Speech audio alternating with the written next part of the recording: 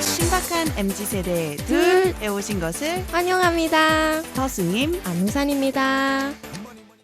2025년 마지막 시간이네요. 와, 시간이 참 빠릅니다. 그렇네요. 네, 이제 2026년을 닷새 앞두고 타이완 곳곳에는 연말 분위기가 한창이에요. 그런데 지난주 금요일 12월 19일 타이베이에서 정말 안타까운 사건이 발생했죠. 한 20대 남성이 타이베이 기차역 지하상가에서 연막탄을 터뜨린 후 더불어 10분 거리인 중산역 근처에서 무차별 흉기 난동을 벌였어요. 결국 경찰의 추격을 받던 과정에서 건물 옥상에서 뛰어내려 사망했습니다. 저는 이날 연구차 밤이 되어서야 혼자 핸드폰을 켜고 이렇게 뉴스를 훑어보았는데 너무 충격적인 소식에 순간 말문이 막히더라고요. 맞아요. 제가 타이완에 살면서 이렇게까지 긴장되고 공포스러운 뉴스는 처음 접한 것 같아요. 타이베이 기차역과 중산역은 또 시몬 못지않게 굉장한 타이베이의 번화가잖아요. 맞아요. 저도 자주 가는 곳이라 그런지 막 공포감에 머리카락이 쭈뼛쭈뼛 서더라고요. 저도 사실 출퇴근마다 항상 지났던 것인데 마침 그날은 약속이 있어서 퇴근길에 그것을 가지 않았어요. 저 너무 다행인데요. 진짜 다행이었어요. 그리고 며칠 전 중산역에 갔을 때 여전히 반짝이고 활기찬 모습이었지만 그 예전에 느껴보지 못한 불안감도 느껴졌어요. 그 주변에는 경찰이 눈에 띄게 많이 배치돼 있고 가해자가 뛰어내린 전핑 백화점 앞에는 희생자들을 추모하는 곳들이 가득 놓여 있었어요. 와, 우산 씨 사건 이후에 중산역에 직접 다녀오셨군요. 네. 그 중산역 천핑백화점과 그 일대는 정말 세련되고 젊은 감각의 타이완 브랜드들이 밀집해 있는 장소여서 맞아요. 사실 타이완 사람들 외에도 일본인이나 한국인과 같은 외국인 관광객도 많이 다녀가는 장소 중 하나잖아요. 약간 한국의 홍대처럼. 맞아요. 네.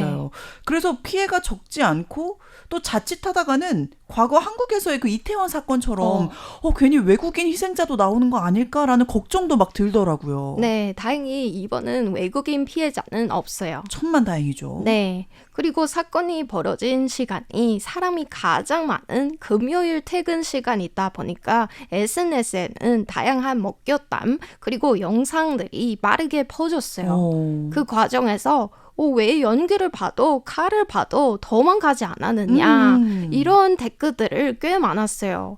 그런데 솔직히 제가 그 자리에 있었어도 비슷했을 것 같아요. 첫 번째는 타이완은 치안이 좋은 사회로 인식돼 왔고 이런 일을 직접 겪어본 경험이 거의 없잖아요. 맞아요. 게다가 크리스마스를 앞둔 번화가라서 코스플레이 또는 퍼포먼스로 오해했을 가능성도 충분히 있었을 것 같아요. 맞아요. 사실 한국 매체에서도 이번 난동 사건을 보도하자 한국인들 사이에서는 어느 나라든 간에 이렇게 애꿎은 시민들을 괴롭히는 반사회적인 행동을 하는 사람들이 있구나. 네. 또 흉기가 총이 아닌 것은 정말 천만다행이다. 뭐 이런 안타까워하는 반응이 가장 많았던 반면에 아니 범인이 무려 1시간가량이나 밖에서 연막탄 터뜨리고 또 흉기로 난동까지 부리는데 왜 경찰 인력이 그를 제지하지 않았지? 라는 사실에 좀 의아함을 보이는 반응도 있더라고요. 맞아요. 그 경찰에 대한 비판도 진짜 많았던 것 같아요. 그래서 이와 같은 일에 처하면 어떻게 스스로를 보호하는지가 뜨거운 이슈로 떠올랐어요. 그렇겠네요. 네, 특히 타이완 사회의 위기의식이 너무 부족하다는 주장도 많이 나오고 있는데 사실 타이완 정부가 지난 12월부터 전 가구에 타이완 전민 안전지침이라는 서책자를 배포하기 시작했어요. 네, 오렌지색인데 저도 타이베이집 우체통에서 받았거든요. 그래서 스님씨 도 받았죠. 네. 이 지침서는 자연재해, 전염병, 그리고 군사적 위협에 대한 대응법을 다루고 내년 개정판에는 무차별 공격에서의 대체법도 추가될 예정이래요. 이런 책자를 받으면 확실히 그 위기의식이 높아지기는 해요. 맞아요. 특히나 우산 씨가 아까 말했듯이 타이완은 특히 어느 나라보다도 치안이 안정된 사회이기 때문에 사람들이 자칫하다가는 이 안전 불감증에 걸릴 수 있잖아요. 네. 사실 저만 해도 서울과 타이베이를 비교하면 서울보다는 타이베이가 심리적으로 좀 더 안정되고 또 안전하다는 생각을 하거든요. 네, 낮이든 밤이든. 네, 저도 비슷할 것 같아요. 네. 근데 사실 이번 사건 이전 2014년과 15년 타이베이 지하철에서 그리고 2024년 타이중 지하철에서도 비슷한 사건이 발생했었어요. 오, 그래요? 10년 전에도 비슷한 사건이 있었어요? 네, 있었어요. 그때도 4명이 사망했어요. 아이고, 네. 그렇구나. 네. 근데 그때는 지하철 차량, 내부에서? 네, 차량 안에서 발생했었어요. 근데 이번에는 진짜 도심 한복판에 맞아, 길거리에서. 맞아요. 그 사람들이 다 모이는 곳에서 음. 발생하는 게 진짜 처음인 것 같아요. 그러게요. 네. 그래서 저는 비판보다 사회 전체의 위기 대응 능력을 어떻게 키울지가 더 중요하다고 봐요. 이번 사건과 같은 이런 묻지마 흉기 난동 사건은 사실 자신이 갖고 있는 어떤 사회적 분노를 불특정 다수를 향해 분출하기 때문에 어떻게 보면 현실적으로 대비하기는 좀 많이 힘들 거예요. 왜냐면 언제 어떻게 발생할지 모르는 일이잖아요. 그렇죠. 그래서 위기 상황에 대한 대응 능력과 더불어서 이번 사건의 범인인 이 20대 남성이 사회에 대해 갖고 있었던 어떤 분노, 네. 배신감 등을 미리 잘 읽어내서 이런 정신적인 분노가 잘 쌓이지 않게 하는 노력도 또 한편으로 필요하다는 생각이 듭니다. 네, 완전 동의합니다. 그리고 가해자와 피해자 유가족에 대한 배려도 중요한 것 같아요.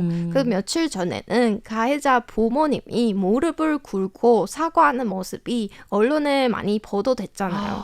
마음이 좀 아팠어요. 너무 아팠어요. 그 여론은 성인이 저지른 일은 부모 책임이 아니다 이렇게 주장하는 쪽, 그리고 부모도 책임이 있다 이렇게 갈렸어요.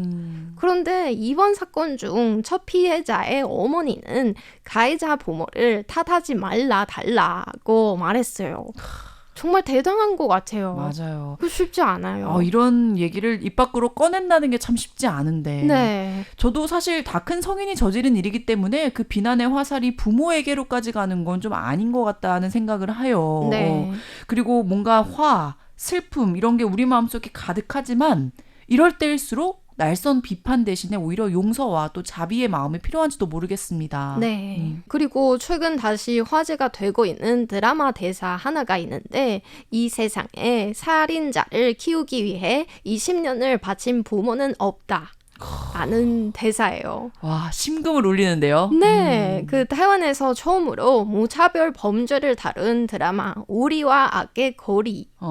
이 드라마 속 가해자 어머니의 대사예요. 드라마 제목에는 우리가 무심코 던진 한마디 혹은 행동이 누군가가 사회를 신뢰하지 못하게 만드는 씨앗이 될 수도 있다는 메시지가 담겨져 있죠. 정말 그렇죠. 네, 그래서 이 드라마는 무차별 범죄뿐만 아니라 언론의 책임, 정신질환 문제 등도 깊이 있게 다뤄서 지금도 타이완 최고의 드라마 중 하나로 꼽히고 있어요. 이건 저 정말 꼭 찾아볼 것 같아요. 네, 진짜 추천드려요. 네.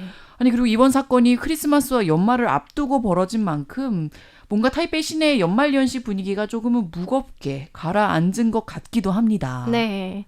이런 사건이 반복될수록 사회에 대한 불신이 커질 수밖에 없지만 가능한 한 일상을 유지하는 게 가장 중요한 것 같아요. 그렇죠. 네, 다가오는 2026년 전쟁도 폭력도 없는 한 해이기를 진심으로 바랍니다. 저도 함께 간절히 바라겠습니다. 네. 이 올해 연말에는 거창한 선물보다는 내 주변의 가족, 친구, 이웃들에게 작은 미소로 웃는 얼굴을 많이 보여주면서 마음이 따뜻해지는 시간 우리 청취자님들도 보내셨으면 좋겠습니다. 네.